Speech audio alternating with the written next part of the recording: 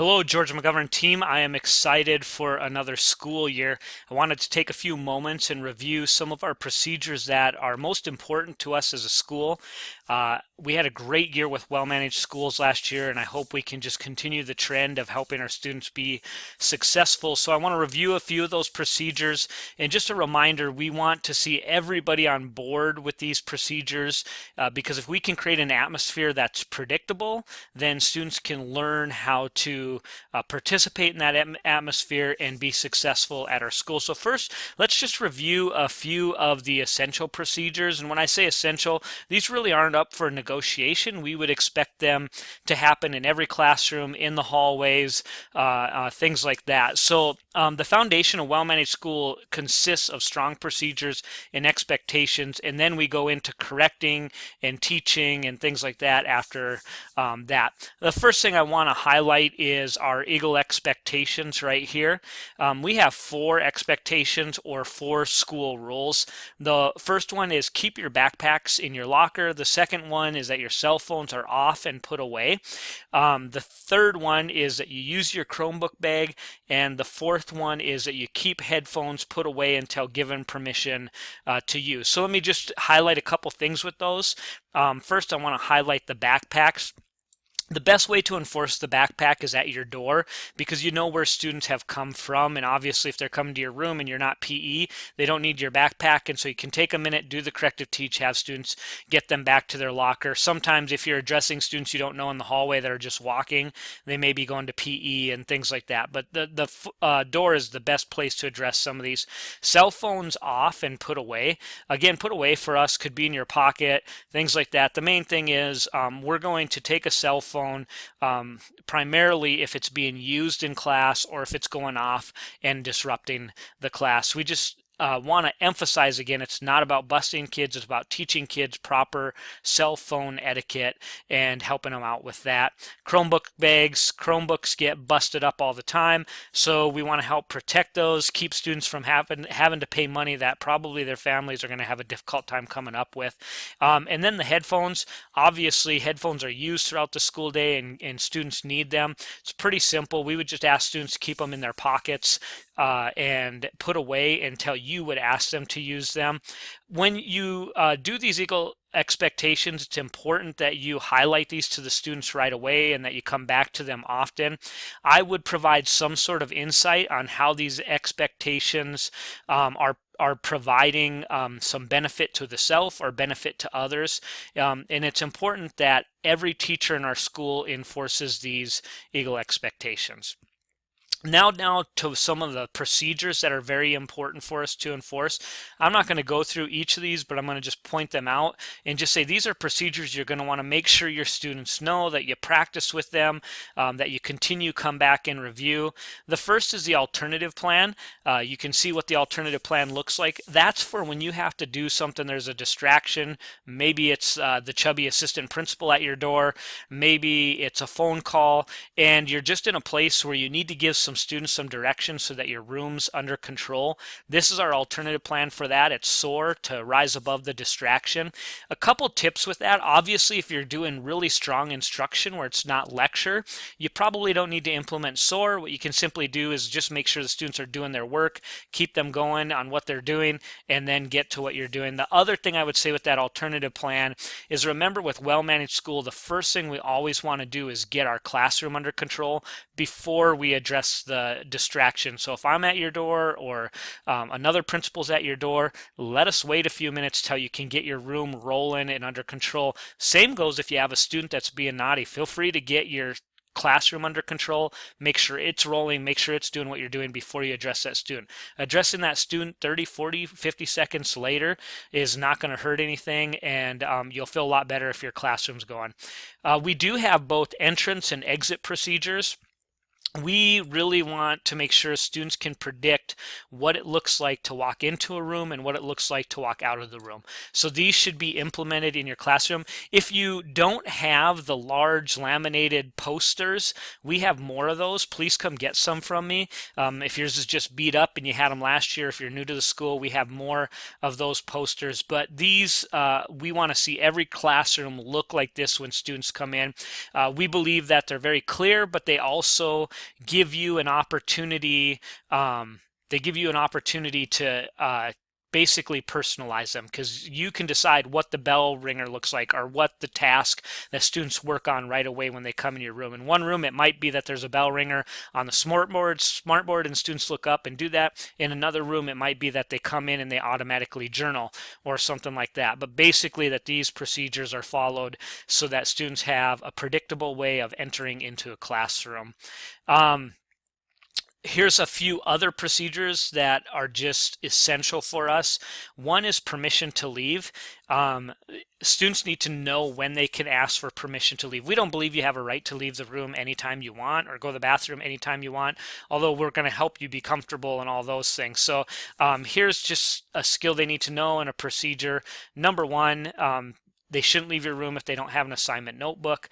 They need to ask you, and they need to leave the room in a orderly fashion, quietly. Students should never be dismissed from a classroom without an assignment notebook. Assignment notebook is how we know they have permission. It's also how we can keep track of kids. If you're having them use their assignment notebook, if it's the end of the day, you might look in there and see that they have had to go to the bathroom 8 times. That's a cue for two things. Either number one, they're playing us, or number two, they have a medical problem. But that helps us know whether we should keep letting them out of the class or not. Believe it or not, one time last year I was watching a locker for something that was stolen, and I watched a young lady, and I timed her. So I watched 3 hours of video, and she walked by my camera 7 times during class. And as far as I could calculate, out of that 3 hours, she was out of the classroom an hour and a half of it. So students just begin to manipulate the system. So we want to teach them how to leave the classroom. Make sure that we teach them the procedures for walking down the hallways. That's our flight plan here. And the last one that's super important, this will be important for you, but it'll also be very important for us as administrators. Our students need to know how to stay in their lane. If there is any procedure or any skill that if students violate might lead to an instant consequence, it's this stay in your lane. What will happen is if you're addressing a student or if you're addressing something, our students often will want to jump into it even if they weren't a part of it originally. So for instance, I might show up at your classroom and need a student, and there will be a student from across the room that'll be like, "Oh, Johnny, what did you do?" Or, "Oh, no, you didn't." And all that does is it escalates situations. So we are very clear, and we are very insistent on students stay in their lane. We call this stay in your lane because it's just like driving down the highway. As long as you stay in your lane, you're fine. But if you verge into the other lane, you are out now in the business. So if you verge into the other lane and you're going 20 miles an hour, you're going to get a little pain. If you verge into the lane and you get into something that's even more heated or going faster, it can really be devastating. So basically, students don't need to get into situations that aren't theirs. And this is a great skill even for a lot of the neighborhoods they move in. The last of our essentials, our must do, is just our directed studies. If you're new to our school or existing to our school, just want to remind you that the first 30 minutes of our directed studies are scripted.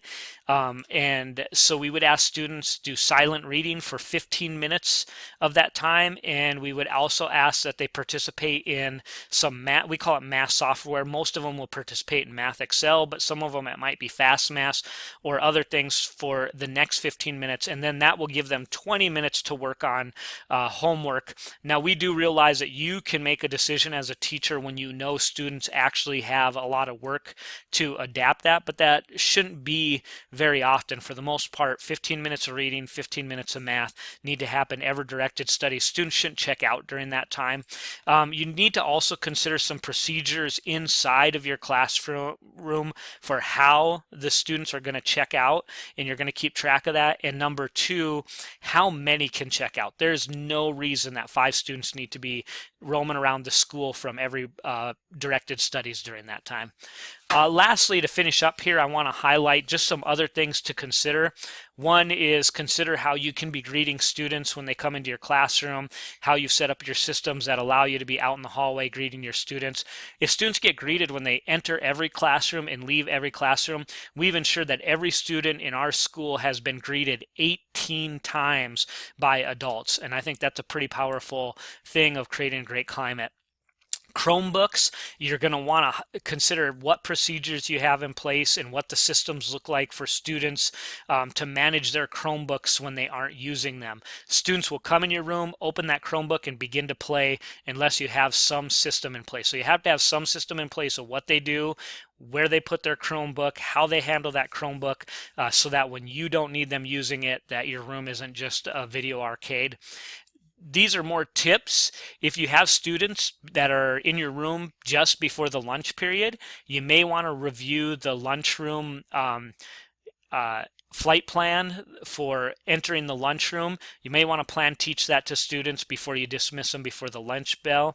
Also, if you have students the last period of the day, you may want to review the procedures for riding the bus and do a planned teaching before you dismiss them at the end of the day. One thing that was a little confusing last year and we just want to highlight is this here, gum. We do not have a no gum rule at George McGovern. You are welcome to have this expectation in your classroom. I want to remind you, if you do any expectations above and beyond kind of what we're doing, we would really expect individual classrooms to reinforce those rules or those expectations if they create them in that way. But just want to let you know there is no such thing as a gum rule. That was changed last year. We didn't get communication out very well, but that's where we're rolling. Also want to highlight the most common skills we work on at this school, because these you'll really want to do a lot of planned teaching with. You'll want to do a lot of corrective teaching with them when you don't see them, and you might want to figure out how to work them in for some of that blended teaching into your lessons. And these are the most common ones that we see students struggling with, and that's following instructions, accepting no, getting the teacher's attention, and being able to stay in your lane. So you might want to creatively think about how you can address those, bring those up, plan, teach those, all those things as often as possible. A quick reminder down here, if you are looking for posters for the procedures or any of the things that we have that are unique to our school, if you go on your computer and you go to My Computer, you go to the shared drive right down here, My Computer, shared drive, staff, then Boys Town forms, you will find posters for any of the things we mentioned above up there. So if you want to print those out and put those in your room, excellent. Want to make sure that you have those Boys Town social skills somewhere so you can refer to them when you're doing your corrective teaching and helping students learn those social skills. If for some reason you have lost those posters, let me know. We may have to make an order and get a few more sets around the school for those of you that don't have those, but everybody should have been given one of those during their training. And again, keep those posted and out there for students. Just a reminder in this whole thing, we're not trying to create a factory. We're not trying to create a prison. We're not trying to make sure life is easier for us. This whole process and the whole essence of what we do here is teaching. So whenever you see a student violating these, it's your opportunity to teach. It's not our opportunity to light them up. It's not our opportunity to show them we mean business and that we're tough and all those things. It's our opportunity to teach. And I believe the part that shows that we're tough, the part that shows that we mean business, the part that shows that you need to follow the expectations we have for you is the fact that we enforce them. And I believe the power in enforcing them is when we can do that in a calm, respectful voice. And then that creates an atmosphere where we're all working together as students and adults versus an atmosphere where it's adults against students. Anytime you are using these or you're teaching these, if you can help students know why it provides a benefit to them or it provides a benefit to their peers, it's going to help with the power of them. Just saying that it's a rule or the principals want you to do it or everybody in the school agreed, it's not a very good reason. We really want to show them that we're thoughtful about this. We're trying to make the school the best place for them. Thanks for your cooperation. If you have any questions, any concerns, email me. I will do anything I can to provide any resources or sit down and help you with anything you're struggling with. We just want to see our students have a great year here. We want to see you have a great year here, and we want to see a lot of success in how our students can be a part of society. Thanks.